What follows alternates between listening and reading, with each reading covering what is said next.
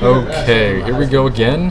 Had a slight technical difficulties the first time, but this is set one of Cornell versus Seneca. Dan Brooks representing Cornell, Valiant representing Seneca. So it'll be a PvP on Metalopolis. Yep, like I was saying before, this is a big map, considered a macro map because of all the expansions. But in this matchup, the game probably won't get past 2 expansions, if that. And we have no crash this time. Wonderful. Yep. I'm going to lower this mouse sensitivity real quick. Well, nothing's happening. Forget where that is. Just remember to put it back, Mark. That might be too low. The default's 50, yeah. Yeah, that's good. Oh, we got some good manner from Seneca. That's excellent. Actually, this is really bad. What's up? I think it's just your scroll speed, man. This is what happens when you don't have your own. Yeah, it's weird. Mark had it really high sensitivity for some reason. It's so weird. Sorry, guys. I know this is the best thing to watch in the world. Yeah, let's try that. Yeah, that's much better. So nothing really happened yet. Yeah, it's got. I mean, PvP. We are going to be close ground positions. We have a fast scout from Seneca. It's pretty standard a scout from 9 pylon, just to make sure there's no cannon rush, proxy gate, things like that. Of course, he sees there's none of that going on. There's pylon in the main. Yeah, and the other player's opting for a 10 gate, which is a pretty all-in fast version of the 4 gate. I assume we're going to see 2 4 gates because that is what's going on in PvP. And anything that deviates would probably drop a forge way earlier than this.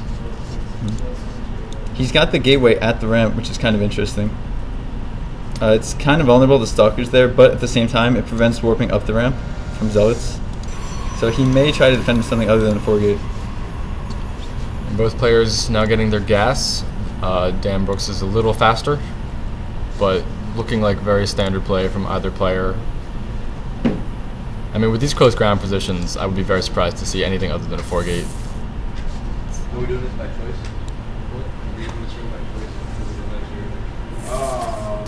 Dan Scout is running around. Yeah. Now this is actually Valiant's saving a lot of chrono boosts. Oh yeah, so he's going to be going for the faster. Oh wow, we have 2 gas from Dan Brooks. So yeah, he's not going to be going the fast 4 gate builds. And we actually have 2 gas from Seneca as well. So this is staying pretty mirrored. Difference would be energy on the Nexus. He's nearing 100 chrono boosts. Yeah, I think he only used 1 on probe production. Yeah. There's the second one on the probes. So it is pretty much a mirror, just with slight differences in timing. Warp gate not started. Yeah, there we go. And just chrono boosting that out. Yeah, so this is almost an exact mirror. We do have a first stalker out for Dan Brooks. Nothing going on with the gateway yet for Seneca. The scout is just being chased out of the base.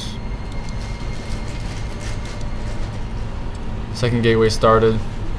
So far, nothing we can really say yet. I know Dan was planning on transitioning into Robo, and because Seneca got the second gas as well, maybe that's his plan as well. So we might not see very aggressive 4 gates from either player. Yeah, but here's the sentry coming out, so he's going to be playing more defensively early on.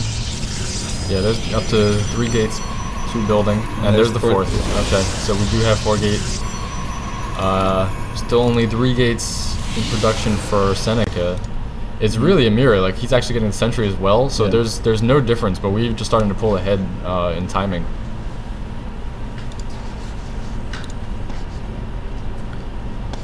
He's not doing anything right now. He's waiting for Warpgate to finish, giving it 1 last chrono boost.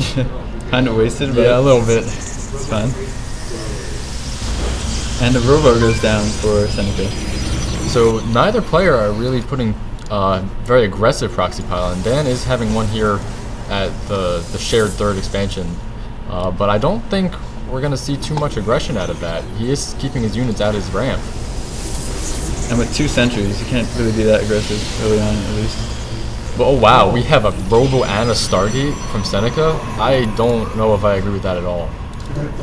In fact, he canceled one of the gates. Yeah, he's only off 2 gates. So now Dan doesn't realize this, but no, Dan does not realize this. If he did, he could definitely probably do a lot of damage right now. If a 4-gate was going to hit, it'd be hitting right about now, and Yeah. Dan knows that. So he's going to move out.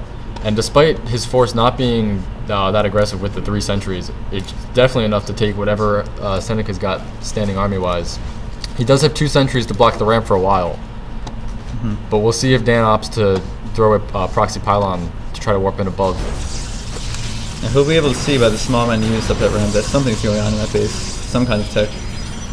And a forge going down as well. So he's actually worried about just getting busted right here. He's going to try to desperately get up cannons and a void ray. I'm not sure what's going on with this build.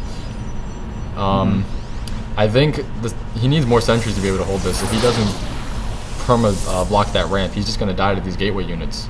You don't want to get trapped right now, like not just moving up like 2 of his units up. Yeah, Dan does need to be careful not to get stuck split.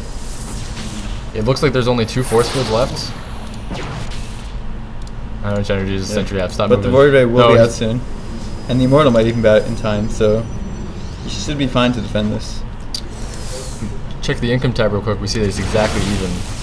Sacrificing some Stalker Shields to get a good shot at the army. Robotics facilities just finishing for Dan Brooks. Void Ray is actually going to Dan's base. We'll see if he deals with that back at home well. He really hasn't been warping in units with his proxy pylon to reinforce too. And support bay goes down for Dan Brooks, so he's going to be going for Colossus. Probably the most standard build in this matchup. Yeah, we'll see what this Void Ray can do. I don't think Dan's going to try to go up that ramp.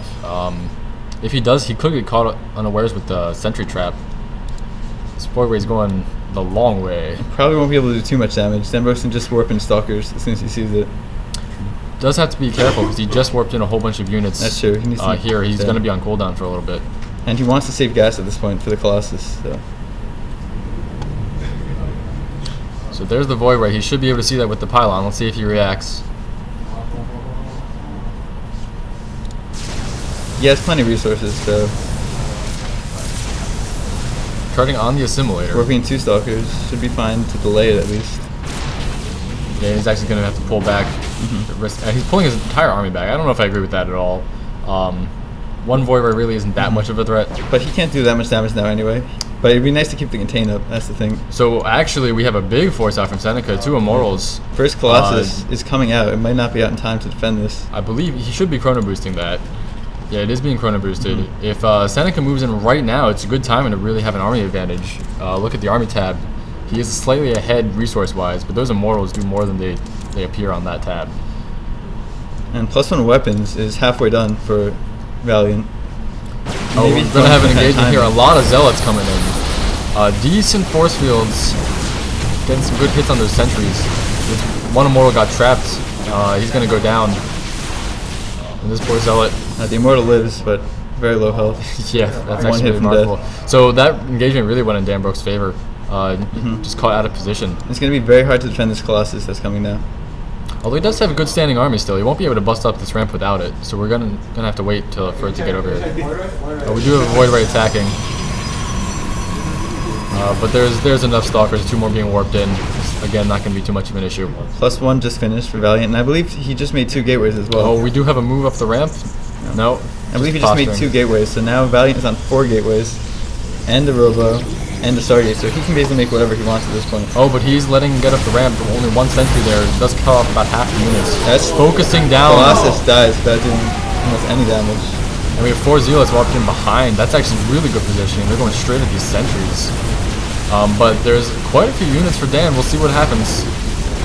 He's focusing down the Immortal. Yeah. It's a good move. That thing has a lot of DPS against Stalkers. But these Zealots are actually destroying. Yeah, he needs to be microing himself. All of those except 1 actually. He's chrono boosted 2 or 3 warp gates, and he's chrono boosting another Immortal out. And the Void Ray coming out as well. We do have reinforcements coming up. 4 Zealots for Dan Brooks. He's moving for the mineral line.